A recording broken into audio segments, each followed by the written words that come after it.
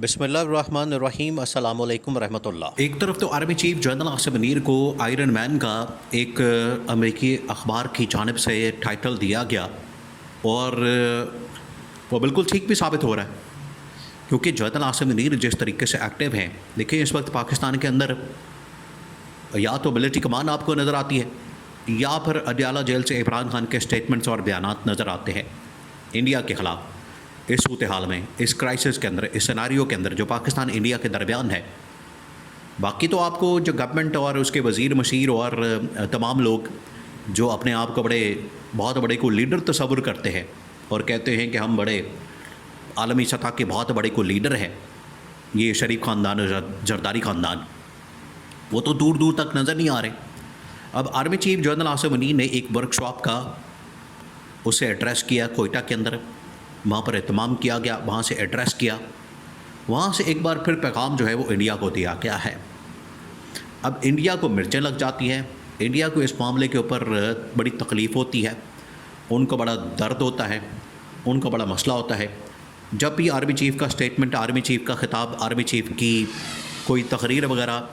وہ شیئر کی جاتی ہے، میڈیا کے اندر ہائی لائٹ کی جاتی ہے، اس کو پبلک کیا جاتا ہے ISPR کی جانب سے، اس کے اوپر بڑا مسئلہ ہوتا ہے ان کو، وہ اس کے اوپر بڑا شور مچاتے ہیں، اس کے اوپر بڑا رونا پٹنا ڈالتے ہیں، ماتم کرتے ہیں۔ تو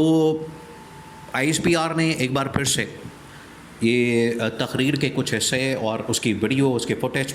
وہ تمام چیزیں جو ایک کوئٹہ کے اندر ورک شاپ کا اہتمام کیا گیا، اس کی ویڈیو، فوٹیج اور تصویریں وغیرہ جاری کر دی۔ اب اس کی اہمیت بہت زیادہ ہے، دیکھیں یہ بہت بڑی ڈیولپمنٹ اور ایک بہت بڑا پیغام جو کہ انڈیا کو دیا گیا کوئٹہ سے۔ اب کوئٹہ کے اندر آرمی چیف کا جانا اور وہاں سے پیغام دینا، اس کی بڑی اہمیت ہے۔ دو تین چیزیں ہیں۔ پہلی بات یہ کہ اس وقت انڈیا کی جانب سے جتنی بھی دہشت گردی کی جا رہی ہے، انڈیا جو اس وقت پاکستان کے اندر دہشت گردی کی کارروائیاں کرتا ہے، وہ ساری کی ساری بلوچستان کے اندر ہوتی ہے، یا بلوچستان کے راستے سندھ اور پنجاب کے اندر کی جاتی ہیں۔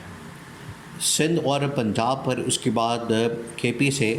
افغانستان کے ذریعے سے انڈیا پاکستان کے اندر کارروائی کرتا ہے۔ تو یہ دو راستے ہیں، یہ دو ایسے مقامات ہیں، دو ایسے آپشن ہیں جو کہ انڈیا کے پاس ہیں جہاں سے یہ حملہ آور ہوتا ہے پاکستان کے پر، ایک بلوچستان سے اور ایک افغانستان کے ذریعے سے خیبر پختونخوا کے اندر۔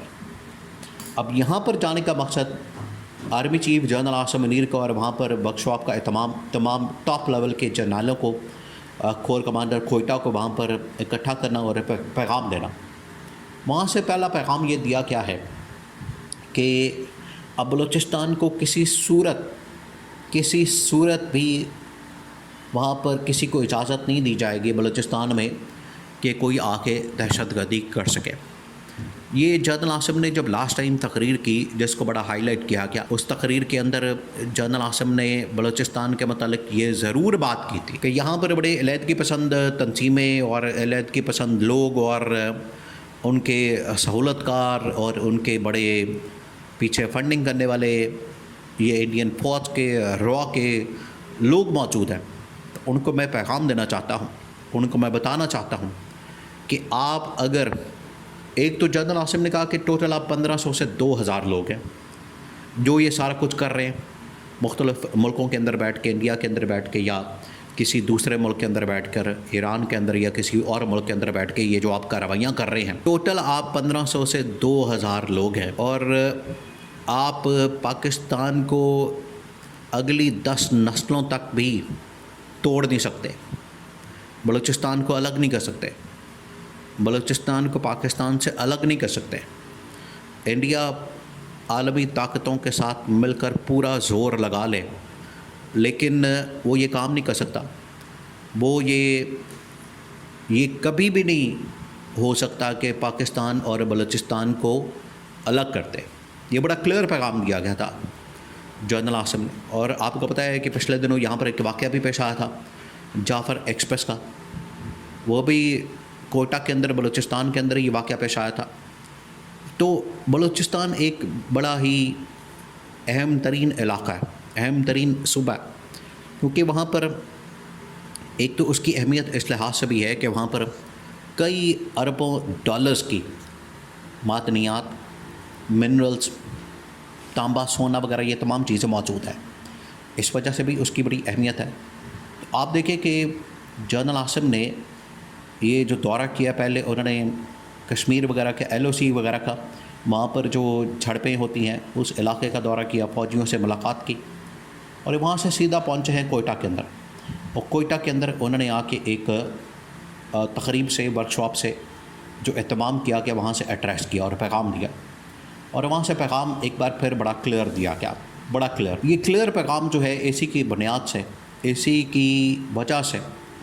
आर्मी चीफ़ को जो टाइटल दिया गया है वो आयरन मैन का। उन्होंने कहा कि देखें, इंडिया जो इस वक्त हमारे ख़िलाफ़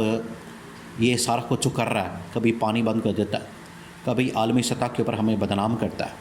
कभी डिप्लोमेटिकली हमें प्रेशर डालता है, कभी IMF के अंदर, वर्ल्ड बैंक के अंदर, बाकी इदारों के अंदर हमारी इमदाद और फाइनेंशियल मामलात रोकने की बात करता है, कभी हमारे ऊपर वहाँ पर लॉबिंग करके पाबंदियाँ लगाने की बात करता है। हर जगह के ऊपर भांस खोला हुआ है। उन्होंने कहा एक तो हमारी नालायक गवर्नमेंट, नालायक हुकूमत, नाअहल तरीन, ये तो कसूरवार है, ज़िम्मेदार है, क्योंकि ये इस सिचुएशन को ना समझते हैं, ना इनको पता लगता है, ना ये मैनेज कर सकते हैं। तो इसमें ज़िम्मेदारी हमारी हुकूमत के ऊपर आती है, हमारी गवर्नमेंट के ऊपर आती है। लेकिन मोदी की ये जो मक्कारी और अयारी, जिसको पूरी दुनिया के अंदर एक्सपोज़ करना, अब हमने इसकी ज़िम्मेदारी ले लिया, अब हमने ठान ली है कि इसको पूरी दुनिया के अंदर अब हमने एक्सपोज़ करना है, बेनकाब करना है। और इसके जो शवाहिद हैं पाकिस्तान के अंदर होने वाली दहशतगर्दी की कार्रवाइयों के, ये पूरी दुनिया के सामने रखने हैं। अब हम ये ख़ुद काम करेंगे। इसी वजह से आप देखें कि इस्टेब्लिशमेंट की जानिब से अब फॉरेन मिनिस्टर को नहीं बाहर भेजा गया। इन्होंने क्या किया कि अपना बंदा जो मोहसिन नकवी है उसको भेजा अरब ममालिक के दौरों पर। उसने जाके कुवैत, क़तर, ओमान, इन ममालिक के साथ, इन ममालिक के सरबराहों के साथ मुलाकात की और वहाँ पर मुलाकातों के अंदर ये सारे शवाहिद, एविडेंस रखे गए। ये इस्टेब्लिशमेंट ने अब लॉन्च किया, ये अब इस्टेब्लिशमेंट ने सिलसिला शुरू किया, ये अब इस्टेब्लिशमेंट मैदान के अंदर आई है कि नाफ़ ज़नाफ़ बहुत हो गया। अब हमें ख़ुद जाके इन ममालिक को ब्रीफिंग देनी है, बताना है, उनके नॉलेज में लाना है, उनको ऑन बोर्ड लेना है और उन्हें आगाह करना है कि इंडिया क्या कर रहा है और पाकिस्तान क्या कर रहा है। तो ये इस्टेब्लिशमेंट खुद कर रही है। आज जितनी भागदौड़ आपको नज़र आती है वो सारी की सारी मिलिट्री कमान, जनरल आसिम और गवर्नमेंट आपको